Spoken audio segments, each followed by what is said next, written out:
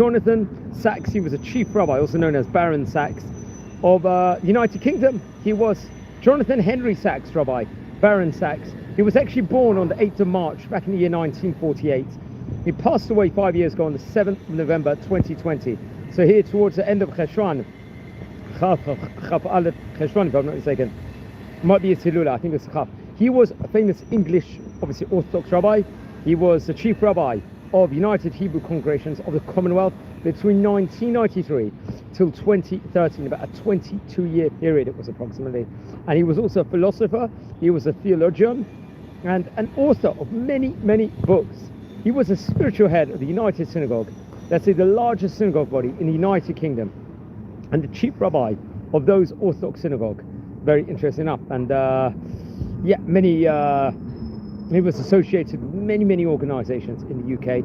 As the chief rabbi, he also carried the title of the Av Bet Din, that's the head of the Jewish court over there respectively. Let's explore some of the highlights of his life and of the great famous rabbi in of itself. Very famous. In fact, he was preceded by Rabbi Lord Emanuel Jacobowitz, and currently the chief rabbi of the United Kingdom is Rabbi Ephraim Mervis. Don't forget, he would have a title in the House of Lords, I think between the 1st of September 2009 all the way till the 7th of November 2020 when he passed away. And so he was actually born in an area in England called Lambeth. It's a district, I think, in London. This was on the 8th of March in the year 1948, actually, on the year of Israeli independence. Yeah, very interesting enough. He was I think he didn't have necessarily a political party was associated per se, but he was a cross venture. It's interesting. I think he was about 22 years of age when he got married to his wife, Rebbitzin Elaine. I think she came from the Taylor family, respectively, and they would have 3 children. Now, he'd be educated in various places, I think in Cambridge, the New College of Oxford, also King's College of London. He would receive a PhD. Maybe he was also part of Christ College at one time in Finchley. Also, now he'd receive his rabbinic ordination in London School of Jewish Studies, and also the Etz Chaim Yeshiva in London. Also, he will receive a rabbinic education in of itself. Now, he was chief rabbi, as we said, for 22 years. It's pretty much an entire generation.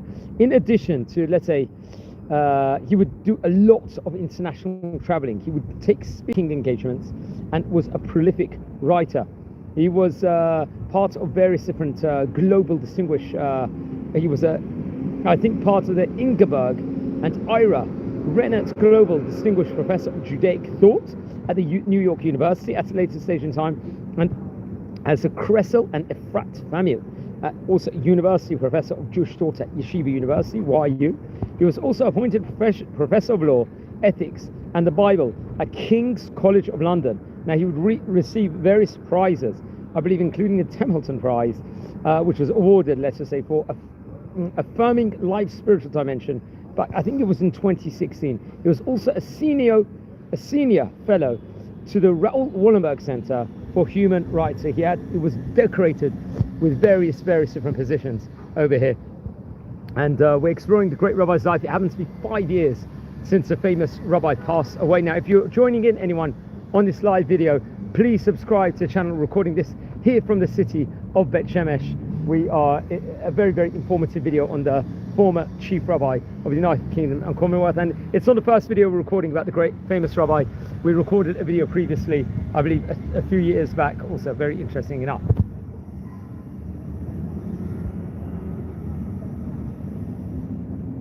Okay, friends, we're going to continue over here.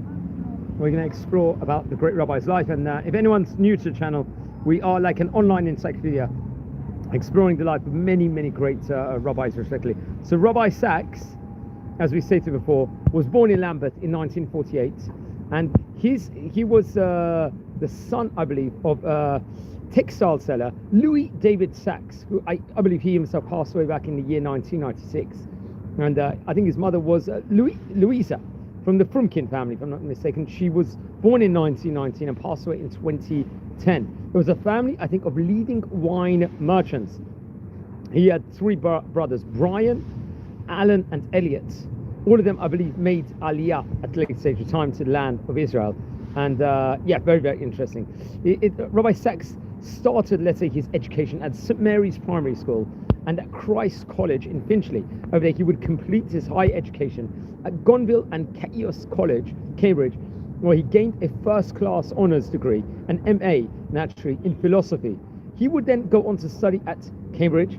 Now, very interesting, he would make a famous trip one time to New York City, where he met the famous rabbis, including Rabbi Joseph Soloveitchik and Rabbi Menachem Mendel Schneerson. And they discussed various different issues, let's say, relating obviously to religion, faith, and philosophy.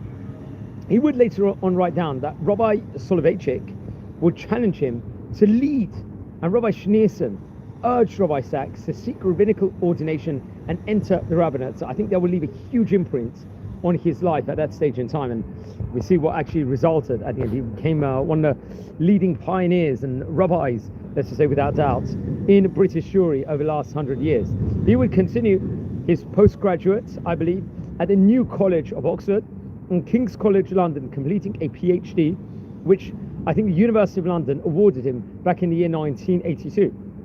He would go on to receive his rabbinic ordination from the London School of Jewish Studies and at London's Etz Chaim Yeshiva. This would be a smicha, a rabbinical ordination from, I think, Rabbi Nachum Rabinovich and Rabbi Natan Ordman also. So he would receive two different positions in of itself. That's something to point over. Now let's say something about the London School of Jewish Studies, also known as LSJS. Just say something about that school for a minute. It was actually originally founded as Jews College. It's a London-based, let's say, organisation providing adult education courses, teacher training to the wider Jewish community in general.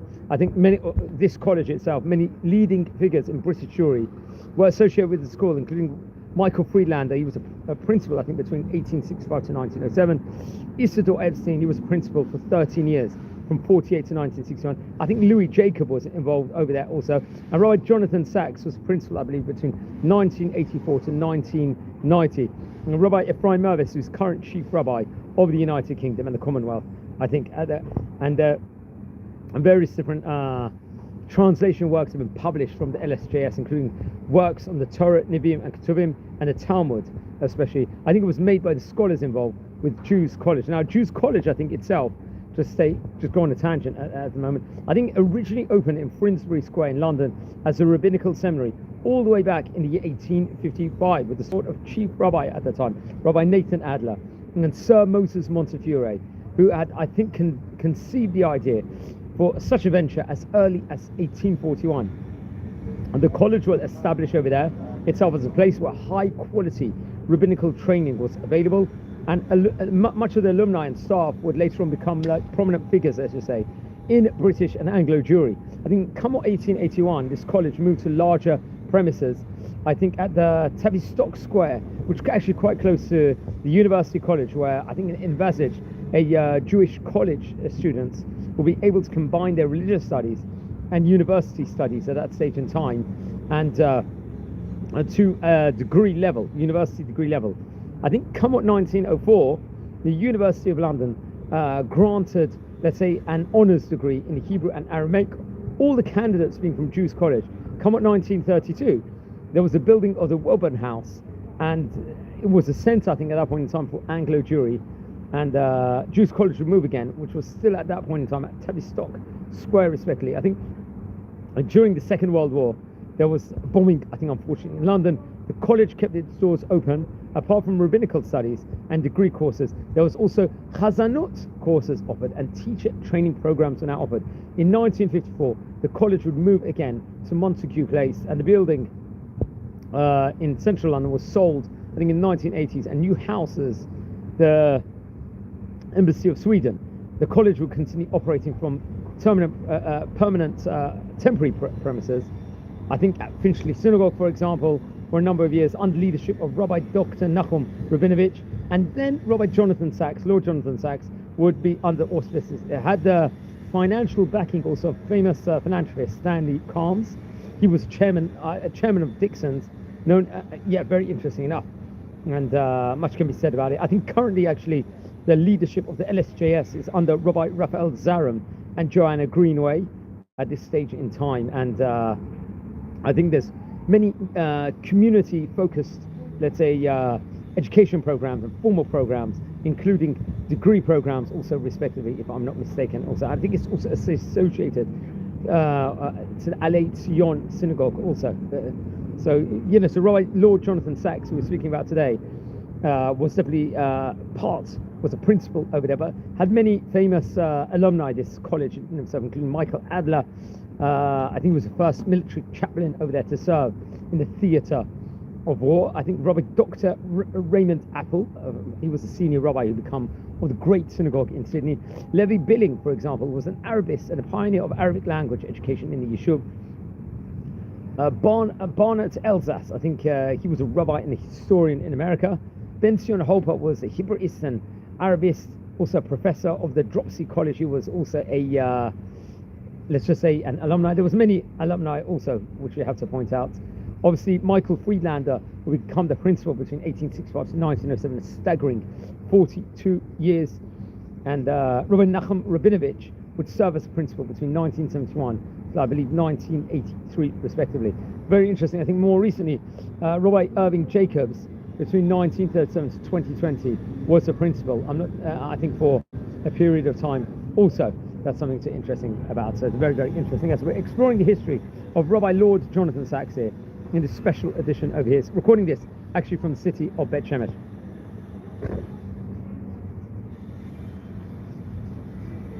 Okay, let's concentrate more now on his rabbinic career.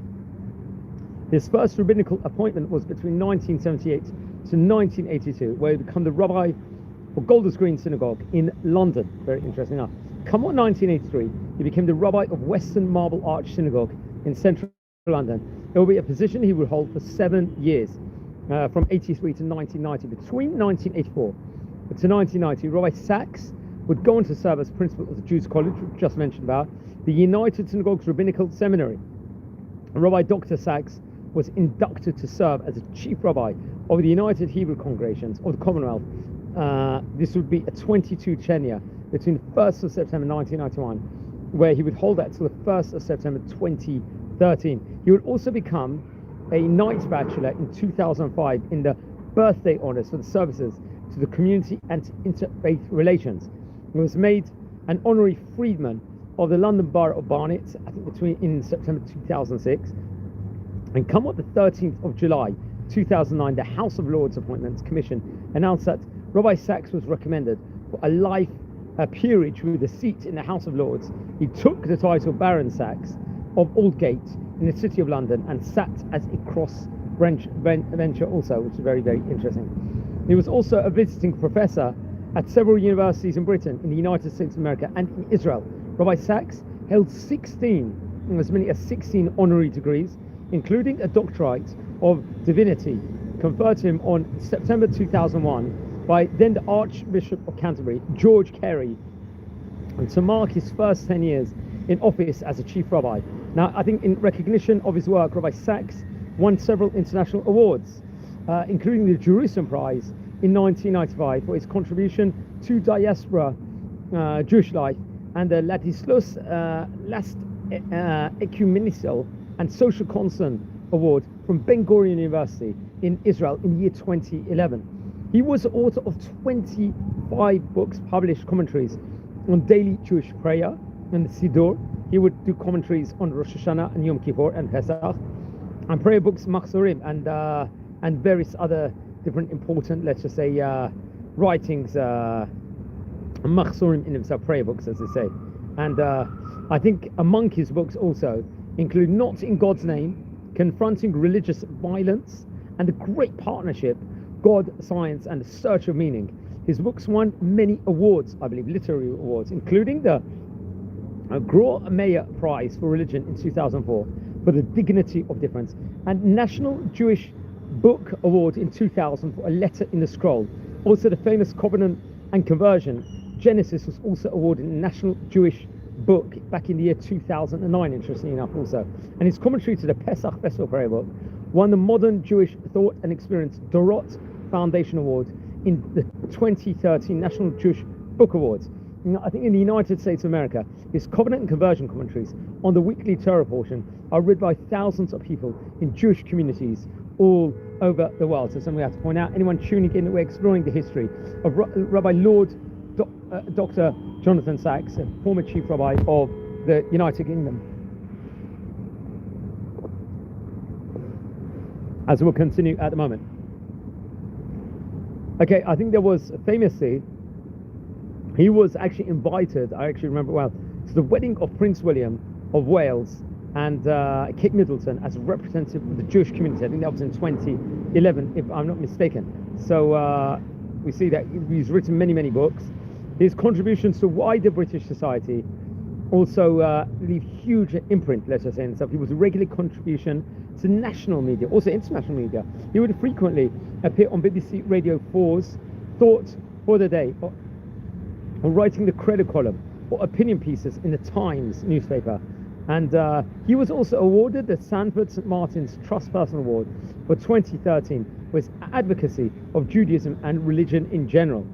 At a gala dinner, I think, held in central London in May 2013, to mark the completion of the chief rabbi's term in office, the Prince of Wales at the time called Rabbi Sacks a light unto this nation, a steadfast friend and a valued advisor, whose guidance on any given issue has never failed to be of practical value and deeply grounded in a kind of wisdom that is increasingly hard to come by. Now, very interesting enough, obviously he would become the chief rabbi of the United Kingdom. That's something that we have to very much point out within regards to him for 22 years. And he would actually succeed Rabbi Emanuel Jakobovitz as a chief rabbi of the United Hebrew Congregations. That was obviously in September 1991. He called Rabbi Sacks called for a decade of renewal, which would revitalize British Jewry, great powers of creativity. He said at that point in time, this renewal should be based on 5 central values: love of every single Jew, love of learning, love of God, Hashem, a profound contribution to British society, and an unequivocal attachment to Israel. Now, Rabbi Sacks said he wanted to be a catalyst for creativity, to encourage leadership in others, and to let in the fresh air of initiative and imagination. This led to a series of innovative communal projects at that stage in time, including Jewish Continuity, a national foundation for Jewish educational programs and outreach, the Association of Jewish Business Ethics, the Chief Rabbinate Awards for Excellence, the Chief Rabbinate Bursaries, and the Community Development, a national scheme to enhance the Jewish community life. He would also begin his second decade of office with a call to, let's say, Jewish responsibility and a renewed commitment to ethical dimension of Judaism. Obviously, he'll be succeeded by Rabbi Mervis, who's the current chief rabbi here in 2013 at the moment, which is very, very interesting enough. So, yeah, anyone tuning in live at the moment, we're exploring about the history of the famous Rabbi Lord Jonathan Sacks, who was obviously the chief rabbi of the United Kingdom at the moment here on this special edition.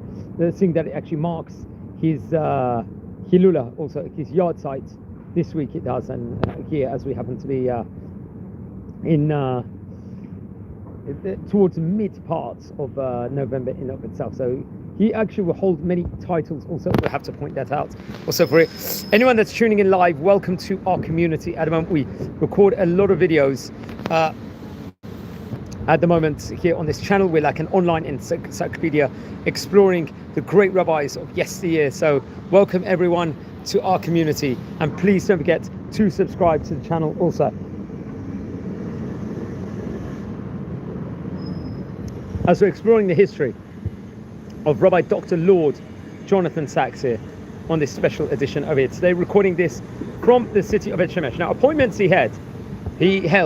Now, he had numerous appointments during his career, including Professor of Judaic Thought, New York University. I think this was announced in 29th October 2013. He was a Professor of Jewish Thought at Yeshiva University, which was announced in October 2013. He was a Professor of Law, Ethics and Bible at King's College London, which was once again announced on the 5th of December 2013. He was obviously the chief rabbi between 1991 to 2013. He was a lecturer in moral philosophy in Middlesex Polytechnic between 1971 to 1973. a lecturer at Jews College of London between 1973 to 1982, and obviously, as I mentioned before, a director of the rabbinic facility between 1983 to 1990, and a principal between 1984 to 1990. You can see very well decorated in of itself. He would take on, he was a lecturer, obviously. He was also visiting professor of philosophy at the University of Essex, I think for a 2-year period, 89 to 1990. A Sherman lecturer at the University of Manchester in 1989. A Riddle lecturer at Newcastle University in 1993. Even a Cook lecturer at University of Oxford, University of Oxford, University of Edinburgh, and the University of St Andrews in 1996. He was a visiting professor at the Hebrew University of Jerusalem between 1998 to 2004. Now, this is just among some of the things he did. He was also a frequent guest on television and radio and contributed to the national press.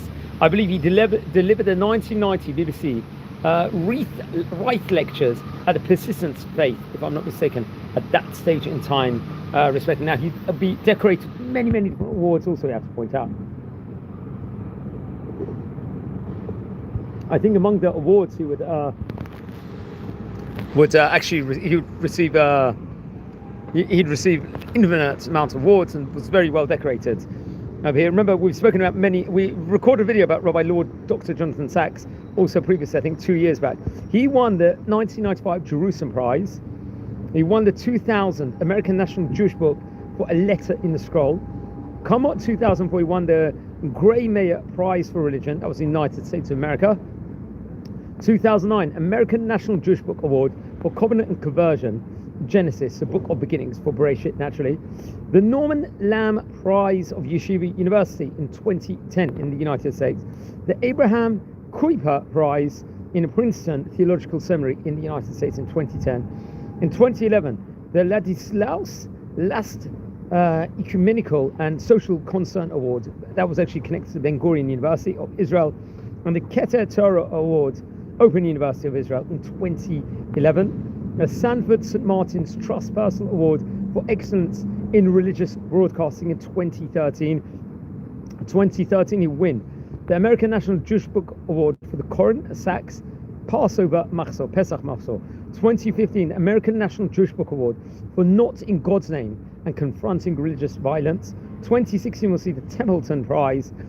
Has spent decades bringing spiritual insight to public conversation through mass media, popular lectures, and more than 24 books. And in 2021, this was after he passed away, he received the Genesis Prize Lifetime Achievement Award, awarded posthumously by the Israeli president. He's also the current president at the time, at this point in time, Isaac Herzog, also interesting enough. So that's something we have to point out. Also, over here. Now we're going to explore some of the influences. We mentioned about the Lubavitcher Rebbe before.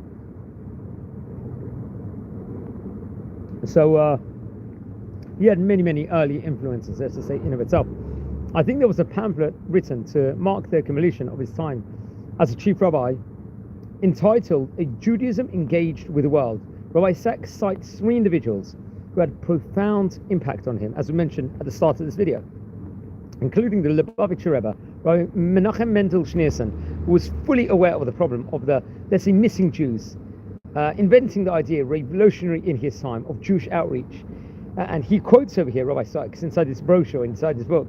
He challenged me to lead. Indeed, Rabbi Sacks called him one of the greatest Jewish leaders, not just of our time, but of all time. Now, the second influential rabbi, let's just say, was Rabbi Joseph Soloveitchik, whom Rabbi Sacks described as the greatest Orthodox thinker of the time, and challenged him also to think. Rabbi Sacks argued that for Rabbi Soloveitchik, Jewish philosophy, he said, had to emerge from halakha, Jewish law. And Jewish thought and Jewish practice were not two different things, but the same thing, seen from different perspectives. Halakha, that's a Jewish law, was, let's just say, a way of living, a way of thinking about the world, taking abstract ideas and making them the, let's say, real in everyday life. Now, a third figure that will be very key to Rabbi Lord Jonathan Sacks was Rabbi Nachum Rabinovich, who was, as we mentioned before, a former principal of the LSJS, London School of Jewish Studies. Rabbi Sacks called Rabbi Rabinovich one of the great Maimonidean scholars of our time, who taught us leadership. His students that Torah leadership demands the highest intellectual and moral courage. He did this in the best way possible.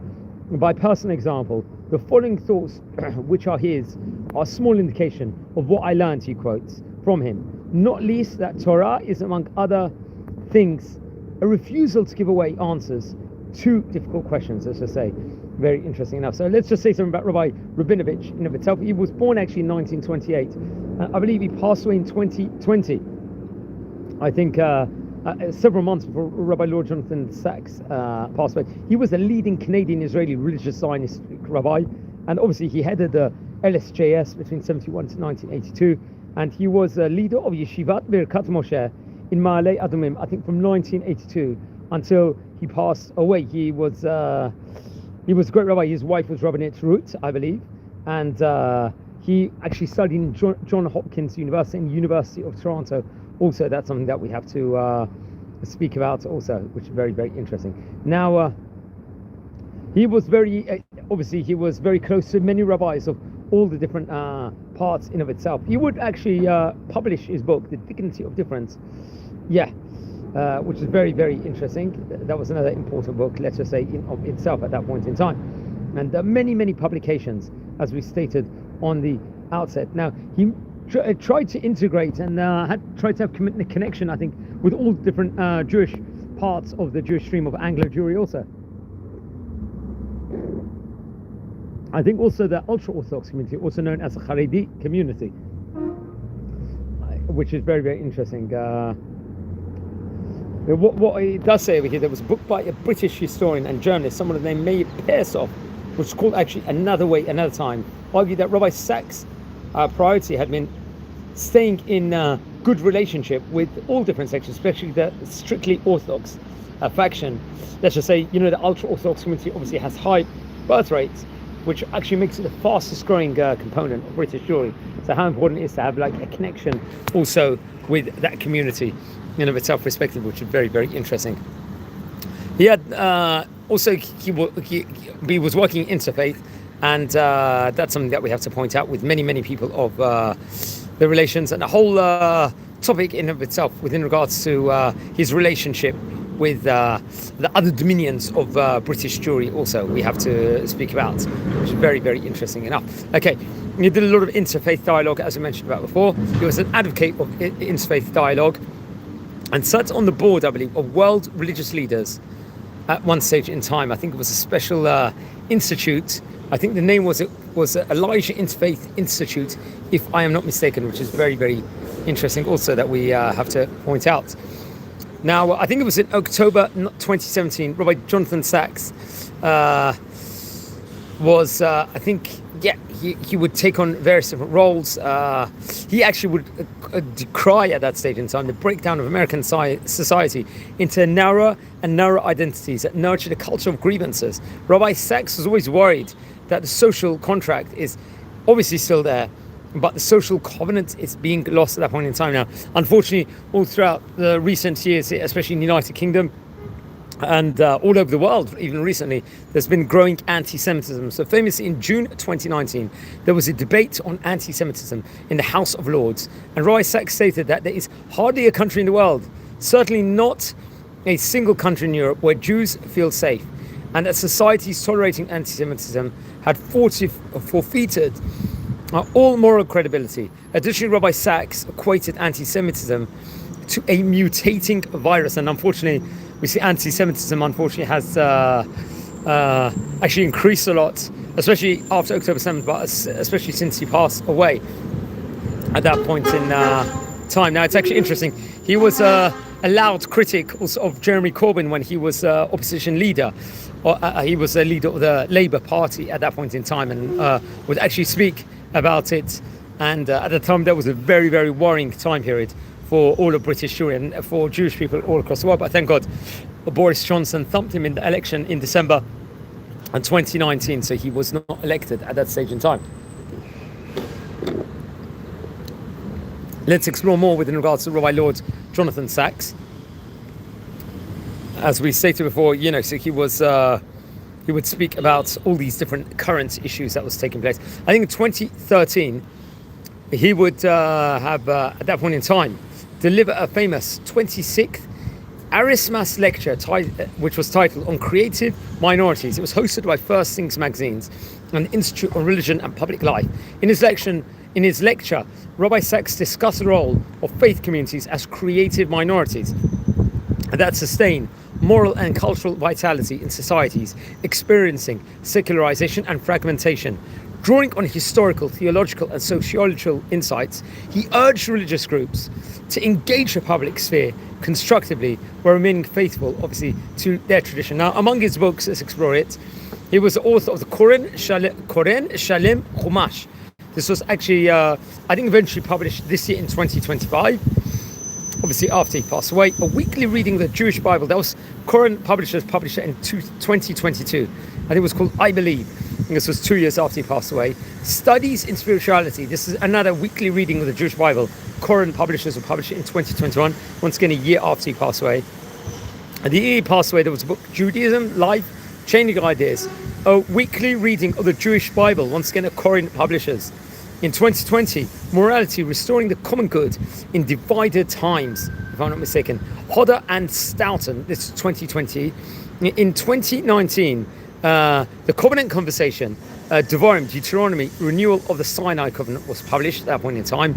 Essays of Ethics, which was a weekly reading of the Jewish Bible, that was the Koren Publishers in 2016. Lessons in Leadership, a weekly reading of the Jewish Bible, that once again Koren Publishers in 2015. Not in God's Name, Confronting Religious Violence, this was in 2015.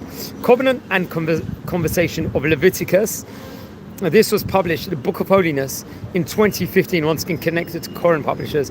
The Koren Sachs Pesach Machzor was in 2013. The Koren Sachs Yom Kippur Machzor was in 2012. 2011 would see the Koren Sachs Rosh Hashanah edition of the Machzor, and the Great Partnership, God, Science, and the Search for Meaning in 2011, also at that stage in time. And it goes on over here. The Covenant and Conversion for Genesis for Bereshit was printed in 2009, once again connected to Koren. The Koren Sachs Siddur was in 2009 also. The Home We Built Together, Continuum, in 2007. There was an authorized daily prayer book that was published, I think, HarperCollins in 2006. To Heal a Fractured World in 2005. From Optimism to Hope, this was in 2004. Rabbi Jonathan Sachs Haggadah, the HarperCollins in 2003. The Dignity of Differences was in 2002. Radical Then, Radical Now, published, I think, in the US as a letter in the Scroll. This was in 2001. See, there were many, many publications he would write. One People, Tradition, Modernity, and Jewish Unity, the part of the Littman Library in 1993. Community of Faith in 1995. Faith in the Future, I think that was in 1995. Will We Have Jewish Grandchildren? This in 1994, another book. Crisis and Covenant, this was, I think, the Manchester University Press in 1992. Arguments for the Sake of Heaven, this was in 1991, at the time period where he would start his chief rabbinic role. Tradition in an Untraditional Age, this was in 1990, just before he became the chief rabbi. He was an editor, for example, of Jewish Torah Studies discourses by Rabbi Menachem Schneerson, I think in 1996. Orthodox Confronts Modernity, this was in 1991, and many, many different books in itself. Now, he got married to Elaine Taylor, Rebbetzin Elaine Taylor. This was in 1970. And they have 3 children, Joshua, Dina, and Gila. Interesting enough also. So he passed away, I believe, on the 7th of November in the year 2020, 5 years ago.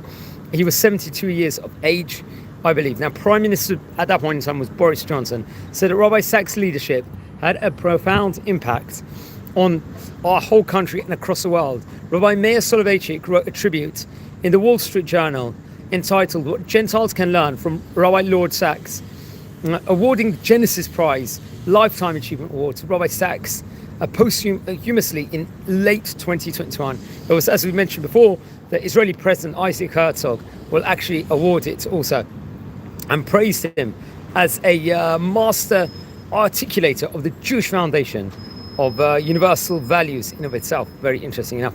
Now, he was a chief rabbi, obviously currently now, Rabbi Ephraim Mervis is a chief rabbi since 2013. That's something we have to point out. But who are the other chief rabbis all throughout the years? Let's go on a slight journey over here. The first chief rabbi of, remember there was the Spanish Portuguese chief rabbis of of England. I think it was actually, if I'm not mistaken, it was Rabbi Sasportas, who was really, you could say, the first chief rabbi of the United Kingdom of that stage in time. But really, if we go back to his specific, the chief rabbi role of the Commonwealth, it started with Rabbi Aaron Hart. I believe he was for 52 years, Rabbi of the Great Synagogue, making him the chief rabbi of the United Kingdom. He was followed by Rabbi Herschel Levin between 1978 to 1970. From 1758 to 1764. Obviously, the Rabbi of the Great Synagogue also. Rabbi Tebel Schiff was between 1765 to 1766. And actually, just to go back, so that's very, very interesting. I think that will be followed on by Rabbi Solomon Herschel between 1802 to 1842. Rabbi Nathan Marcus Adler will be the chief rabbi between 1845 to 1890, staggering 45 years. And that would then be followed by, I believe, the next chief rabbi would be Rabbi Herman Adler between 1891 to 1911. And then that will be then followed by, I believe, Rabbi Joseph Hertz between 1913 to 1946. 1948 to 1965 we'll see Rabbi Israel Brody. And 1966 to 1991 will be Rabbi Lord Emanuel Jacobitz. 1991 to 2013 was Rabbi Jonathan Sachs, who we're speaking about today. And Rabbi Ephraim Mervis has been the chief rabbi since 2013. Interesting. Now, if you want to go back a long way, the chief rabbi, you could say, went back till right at the end of the 12th century, when it was Jacob of London was appointed in 1199, and Jose of London would be between 1217 to 1237. Aaron of York would be in 1237. Elias Le'eveska was in 1237. Then Hagin Fit Mos was in 1257. Hagin Phil Dulakaris was in 1281, if I'm not mistaken. Also, which is very, very interesting to point out. Also, now at that point in time, also there's been Spanish Portuguese chief rabbis, as we've mentioned about before. A few of them happen to have worked with Rabbi Lord Jonathan Sachs. I think the Spanish and Portuguese community, they actually will name the senior rabbi as a Chacham, respectively, and it's not recognized per se as a chief rabbi. And the Spanish-Portuguese community in of itself consists of several synagogues, charities, a Bet Din and a kashrut authority, and under leadership of an ecclesiastical head, let's just say, in of itself. And I think the only one that was given the title Chacham was Rabbi Solomon Gaon, if I'm not mistaken. He was given that specific title. But the first, you could say, Spanish-Portuguese chief rabbi was Rabbi Jacob ben Aaron Sasportas. He was, I think, till 1665. That was followed by Rabbi Yeshua da Silva, which was several, I think, from 1670 to 1679. Then that was followed by Rabbi Jacob Abendana between 1681 and 1684. Rabbi Solomon Ayalon will be between 1689 to 1700. Rabbi David Nieto will be between 1701 to 1728. Rabbi Isaac Nieto will then come in between 1732 to 1740. Rabbi Moshe Gomez de Mesquita, he was between from 1744 to 1751. Rabbi Moshe Cohen de Azevodo, who was between 1761 to 1784. Rabbi Raphael Meldola would then be between 1806 to 1828. Rabbi Benjamin Arton between 1866 to 1879. Rabbi Moses Gasser was between 1887 to 1918. Then that was followed by between 1920 to 1953. That's Rabbi Shem Tov Gagin. He was Spanish-Portuguese chief rabbi. The Rabbi Solomon Gaon would have the, let's just say, this specific role between 1949 all the way to 1995. Rabbi Abraham Levy from 1995 to 2012.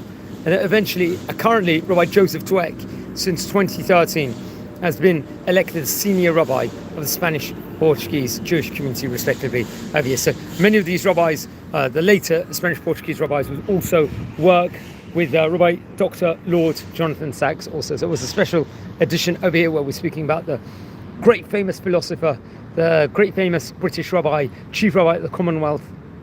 Remember, friends, I think we also recorded a video about, maybe it was 2 or 3 years ago, at the time period of his yacht site, which I very much recommend everyone to actually watch that at a later stage of time, which is very, very, very important. So yeah, that's interesting. Okay, now, friends, if you're new here, please subscribe to the channel. over here. Please, we are nearing at the moment 8,000 subscribers, which is a phenomenal, let's say, achievement over here. At the moment, we're very, very proud about it. So please, everyone, subscribe. I mean, we are an online community that's exploring the history of the great rabbis of yesteryear, which we have to point out also. And we also do tours all over Israel. We tour over the various different archaeological parts of this beautiful land of Israel. We record with great Jewish personalities, and we record biography videos of famous current rabbis or famous rabbis of yesteryear. And another project that we're working on at the moment is exploring the countries all across the world who are the rabbis in different vicinities, in different places, let's just say, in of itself. So at the moment, recently we've recorded about 25 different countries about the history of the rabbinate over there. Hopefully we'll do one on the United Kingdom at a later stage. That's definitely a great ambition, a great plan. But we spoke about Rabbi Lord Sachs, which marks 5 years since the great rabbi passed away, and he was a chief rabbi, as we stated before, for a staggering 22 years, which has to be pointed out. So we've already spoken, I believe, about several chief rabbis from the United Kingdom on this series already. We spoke about most of the Spanish Portuguese chief rabbis of yesteryear also. That's something that we have to point out. So if you look at the stories of Tzaddikim section here on the channel, you will be able to view those videos we recorded about that also. And we do tours all over Israel also. I'm recording this at the moment here from the city of Bet Shemesh in a newish area called Ramat Bet Shemesh Dalet. So we try and tour all around and go around and record fantastic content for all you fantastic people out there. So I think on that note, I'm going to wish you all a fantastic day. Thank you for watching, and blessings here from Israel. Have a great day, everyone. And everyone, once again, please subscribe to the channel and join our community, and welcome if you're new to the channel. Thank you very much for watching.